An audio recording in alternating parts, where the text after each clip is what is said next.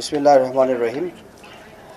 উপস্থিত সাংবাদিক ভাইবৃন্দ এবং আপনাদের মাধ্যমে আমি দেশবাসীকেও বলতে চাচ্ছি, প্রথমে আমার সালাম, আসসালামু আলাইকুম।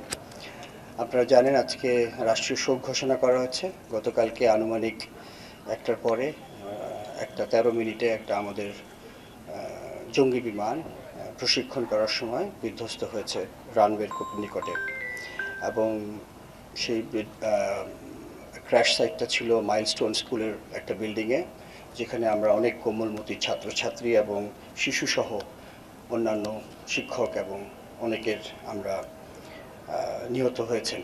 প্রথমে আমি তাদের আত্মার মাগফিরাত কামনা করছি।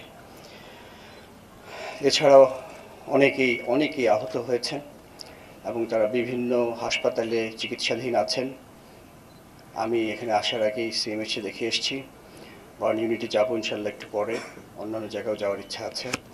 সবাই চিকিৎসাধীন আছে এবং যারা ওখানে ছিল তাদেরকে আমরা যত দ্রুত সম্ভব উদ্ধার করে এবং হেলিকপ্টার ব্যবহার করে এবং ফার্স্ট রেসপন্ডার হিসেবে সেনাবাহিনী এবং বিমান বাহিনীর উদ্ধার কর্মীরা গিয়েছিল, সাথে ফায়ার ব্রিগেড, অন্যান্য যারা ছিল সবাই তাতে রেসপন্ড করেছিল এবং আমরা যত দ্রুততম সময়ের মধ্যে সম্ভব আমরা তাড়াতাড়ি তাদেরকে এনে চিকিৎসা দেওয়ার ব্যবস্থা করেছি। এছাড়াও আমি নিহত এবং আহত সবার শোক সন্তপ্ত পরিবারের প্রতি আমার আন্তরিক সমবেদনা জানাচ্ছি আপনাদের মাধ্যমে। আল্লাহ আমাদের সকলকে ধৈর্য ধারণ করার ক্ষমতা দিন এবং এই শোক যাতে কাটিয়ে উঠতে পারি সেটাই আশা করি, সেই শক্তি যাতে আমরা পাই।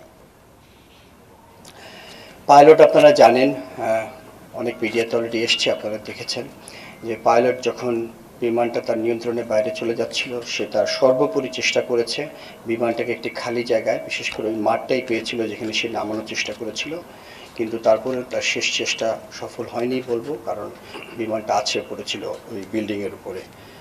কিন্তু সে সেই নিয়ন্ত্রণ রাখার জন্যে বা বিমানটাকে দিক নির্দেশনা যাওয়ার জন্য যে মূল্যবান সময় দিয়েছে, তার জন্যে তার যে ইজেকশন বলি আমরা, বিমান থেকে বের হওয়ার যে পদ্ধতি আমাদের, সেটা বিলম্বিত হয়ে যায় এবং তার ফলে সে তার নিজের জীবন উৎসর্গ করেছে বা সে আজকে আমাদের মাঝে নাই। এই জন্যে আমি একটু আগে আমরা তার ফিউনারাল প্যারেড বা জানাজা করলাম। আমি তার আত্মার মাগফিরাত কামনা করছি আবার, এবং তার শোক সন্তপ্ত পরিবারের প্রতি আমার গভীর সমবেদনা জানাচ্ছি। আপনারা অলরেডি দেখেছেন গতকালকে থেকেই দেশের এই বিপদের সময় আমাদের মাননীয় প্রধান উপদেষ্টা, অন্যান্য উপদেষ্টাবৃন্দ, বিভিন্ন রাজনৈতিক দলের নেতৃবৃন্দ, আইন শৃঙ্খলা বাহিনী, চিকিৎসকবৃন্দ, ফায়ার সার্ভিস, স্বেচ্ছাসেবী, বিভিন্ন সেবা প্রদানকারী সংস্থা, সাধারণ ছাত্র, শিক্ষক ও সাধারণ জনগণ কাঁধে কাঁধ মিলিয়ে পরিস্থিতি মোকাবেলা করেছে। এই ধরনের যখন আমরা ঐক্যবদ্ধভাবে কাজ করি, তখনই আমরা বুঝতে পারি যে আমাদের যে কোনো ধরনের বিপদে আসলে আমরা কতটা ঐক্যবদ্ধ হতে পারি, এবং সুন্দরভাবে কালকে আমরা সবাই মিলে কাজ করেছি এবং উদ্ধার করতে সক্ষম হয়েছি। অবশ্যই সেনাবাহিনী এবং বিমান বাহিনী প্রথম দিকে গিয়েছিল এবং তারা তাদের বিশেষ উদ্ধারকারী যেসব যন্ত্রপাতি আছে বিমান বাহিনীর হেলিকপ্টারের মাধ্যমে তারা ফার্স্ট রেসপন্ডার হিসেবে সমস্ত আহতদেরকে এবং নিহতদেরকেও নিয়ে এসেছিল ওখান থেকে। আমি আপনাদেরকে জানাতে চাই যে সরকার বা আমাদের মাননীয় প্রধান উপদেষ্টা প্রথমেই বলেছেন যে এদের যারা আহত হয়েছে তাদের সুচিকিৎসার বন্দোবস্ত করতে হবে, এবং সে ব্যাপারে তাদের কাছ থেকে আমরা সম্পূর্ণ আশ্বাস পাচ্ছি। ইনশাআল্লাহ সমস্ত ধরনের চিকিৎসার ব্যবস্থা তাদের করা হবে। সরকারের পাশাপাশি বিমান বাহিনীও সবসময় হতাহতের পাশে থাকবে এবং থাকছে। আহতদের সুচিকিৎসা নিশ্চিত করতে যা করণীয় আমরা সব কিছু করব। ইতিমধ্যেই গতকালকে আমরা একটি উচ্চ পর্যায়ের তদন্ত টিম গঠন করে দিয়েছি। তারা অতি শীঘ্রই এই তদন্ত করে বের করবে যে কী ঘটনা ঘটেছিল, এবং তার ভিত্তিতে আমরা ভবিষ্যতে যদি কোনো কিছু ভুল ত্রুটি থাকে তার অবশ্যই ব্যবস্থা নিব। আপনাদের মাধ্যমে আমি দেশবাসীকে একটা বিশেষ অনুরোধ করতে চাই, সেটা খুব জরুরি আমার জন্য আপনাদের মাধ্যমে বলা। সেটা হচ্ছে, দয়া করে আপনারা দেশের এই বিপদের সময় সোশ্যাল মিডিয়ার বিভিন্ন গুজব, মিস ইনফরমেশনে কান দিবেন না। একটি শক্তিশালী বিমান বাহিনী দেশের স্বাধীনতা ও সার্বভৌমত্বর জন্য অপরিহার্য। দয়া করে গুজব ছড়িয়ে দেশের সার্বভৌমত্বের এই স্তম্ভকে দুর্বল করে দেবেন না।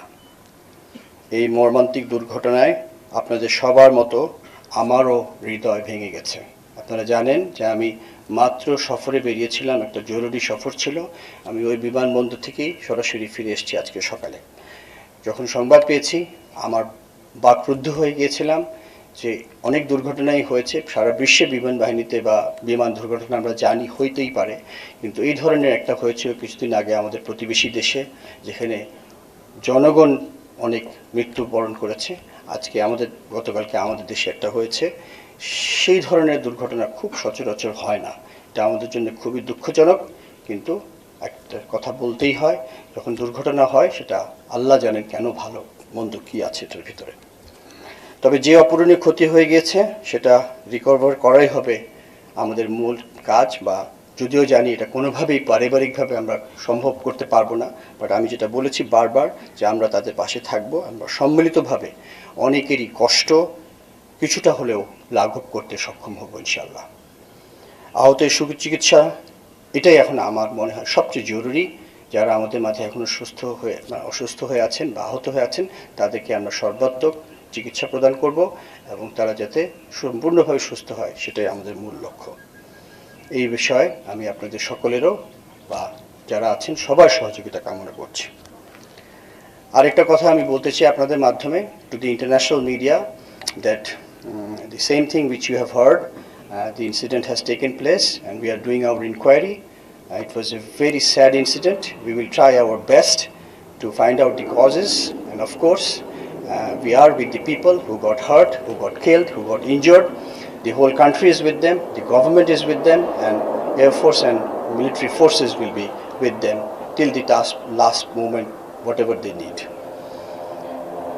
ক্র্যাশ সাইটে এক ধরনের অশান্তি বিরাজ করছে, এটা সত্যি দুঃখজনক।